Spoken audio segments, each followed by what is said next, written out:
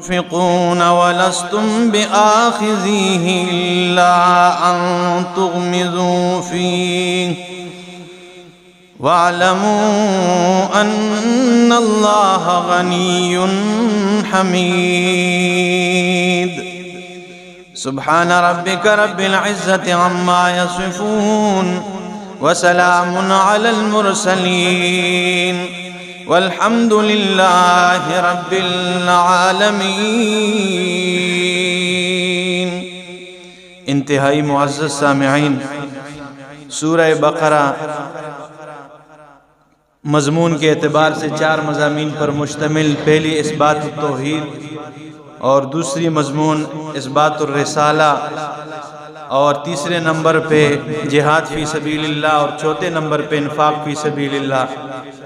اب یہ چوتھا مضمون انفاق فی سبیل اللہ رواں دواں ہیں۔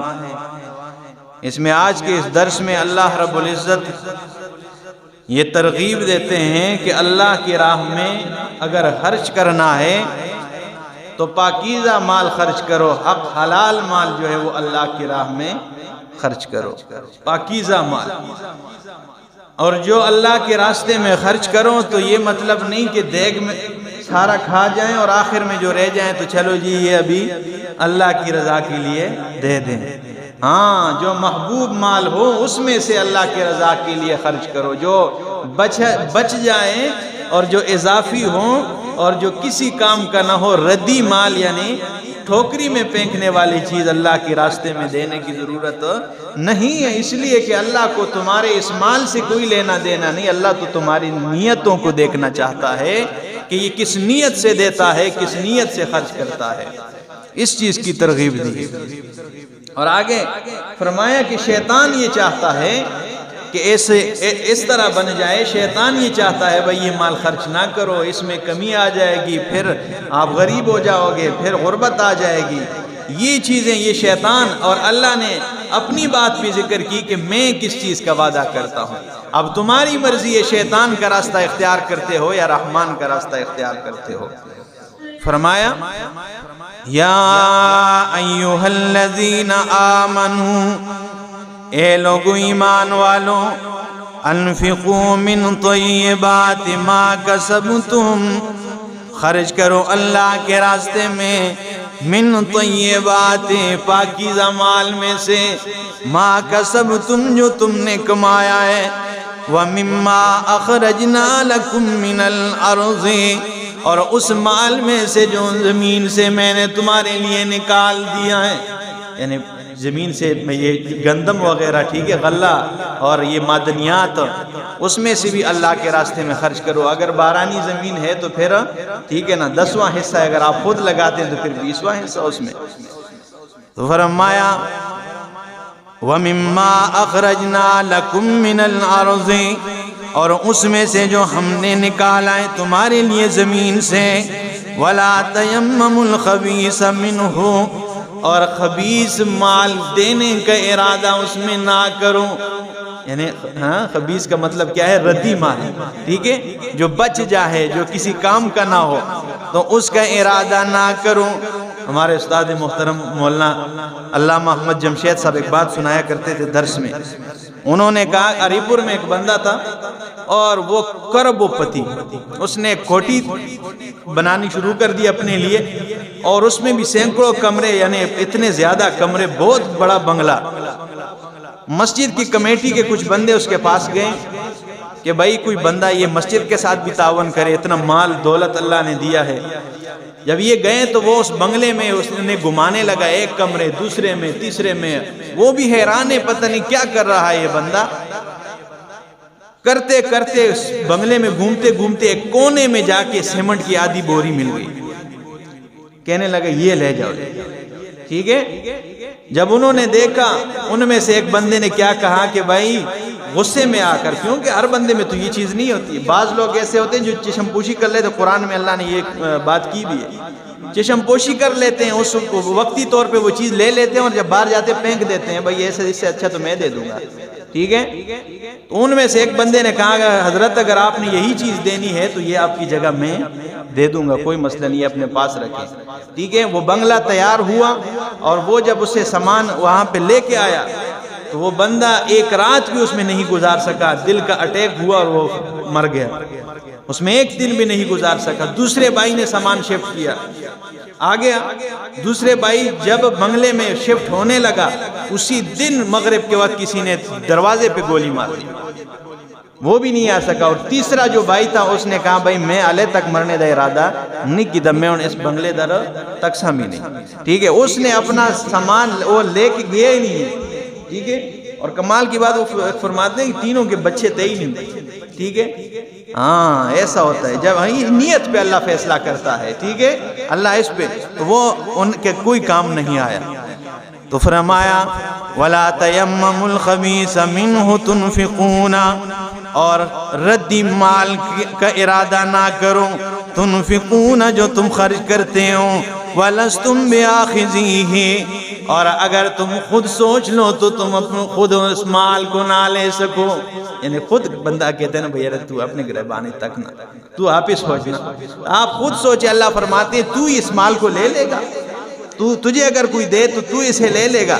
الا ان تغمزوا فیہ، ہاں مگر لیتا اگر لیتا بھی ہے، اللہ فرماتے ہیں ان تغمزوا فیہ، تو اس میں چشم پوشی کرے.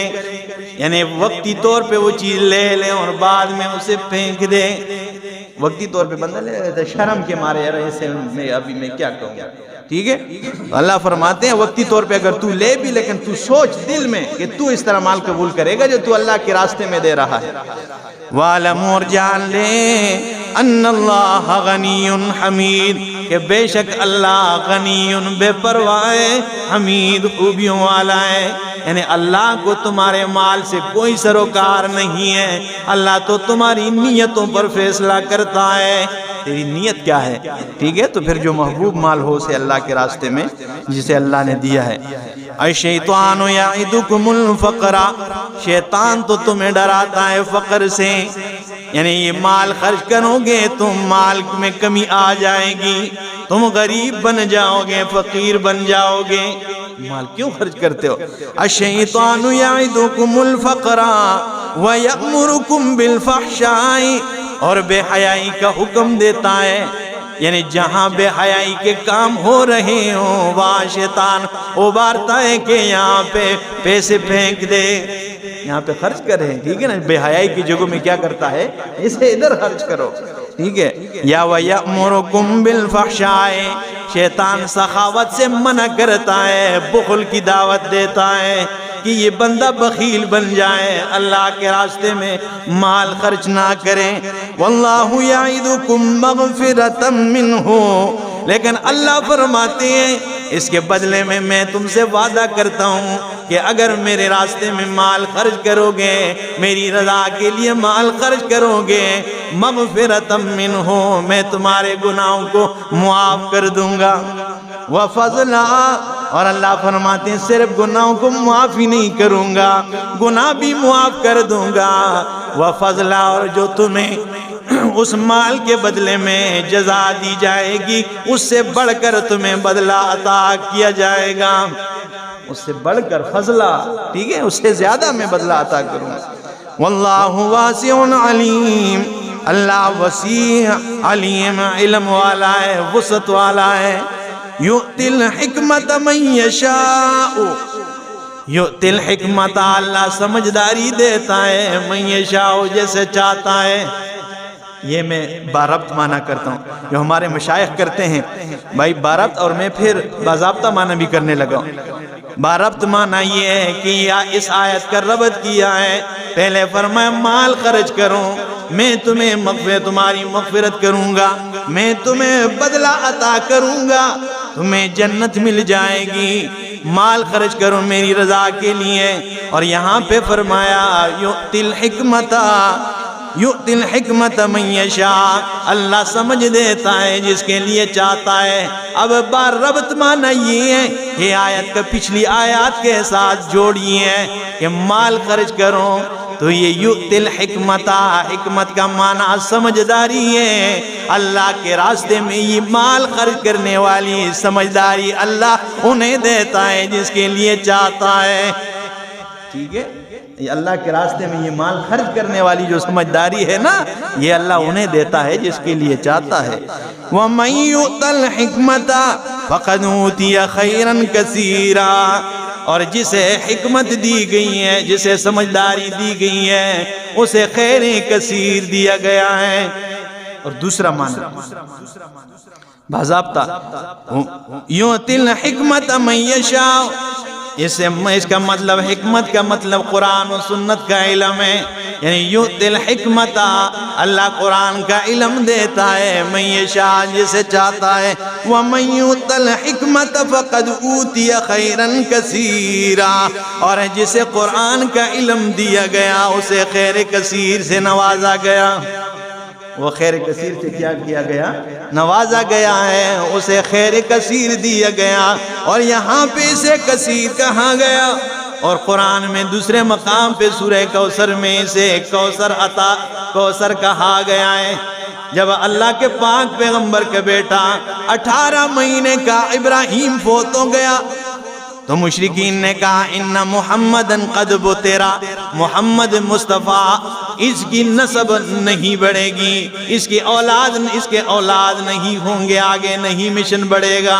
تو اللہ نے فرمایا میرے پیغمبر آپ کو پریشان ہونے کی ضرورت نہیں ہے، یہ تسلی کے طور پہ لے لے، انا اعطیناک الکوثر، اگر تیرا بیٹا عبداللہ تجھ سے ابراہیم لے لیا ہے، میں نے تمہیں بدلے میں کوثر عطا کر دیا ہے۔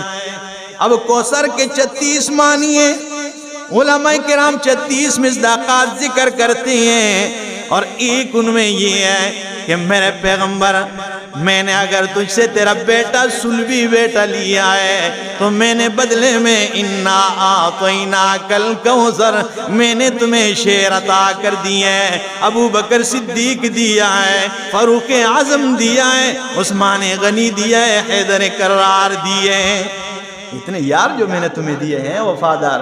اور دوسرا معنی کہ میرے پیغمبر اگر آپ کا بیٹا میں نے لیا ہے تو اس سے کوثر سے مراد علماء کرام ہے، انا اعطیناک الکوثر، میرے پیغمبر اگر تیرا بیٹا لیا ہے، میں نے تیری امت میں اتنے علماء پیدا کیے ہیں، اتنے قرآن کے عالم دیے ہیں کہ اتنے میں نے آپ سے پہلے کسی امت کو نہیں عطا کیے ہیں، اتنے علماء میں نے دیے۔ اور ایک معنی اس کا قرآن بھی ہے، میرے پیغمبر میں نے آپ کو قرآن دیا ہے، کوثر عطا کیا ہے، معانی میں جوڑ کیا ہے، کوئی ان معانی میں تضاد نہیں ہے، بات ایک ہی ہے، یعنی آسان سی مطلب یہ ہے کہ جو دنیا میں اس قرآن والی کوثر سے اپنے آپ کو سیراب کر جائے وہ قیامت والے دن رسول اللہ کے حوض کوثر سے سیراب ہو جائے گا۔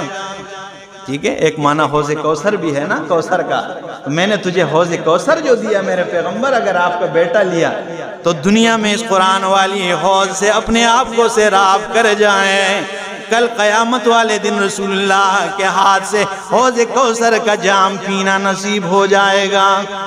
آگے کیا فرمایا؟ وَمَا يَذَّكَّرُ إِلَّا أُولُو الْأَلْبَابِ، اور نصیحت نہیں حاصل کرتے ہیں الا اولو الالباب، عقل والے، جو عقل والے ہیں وہ اس چیز سے فائدہ اٹھاتے ہیں، بے عقل نہیں اٹھا سکتے ہیں۔ اللہ عمل کی توفیق۔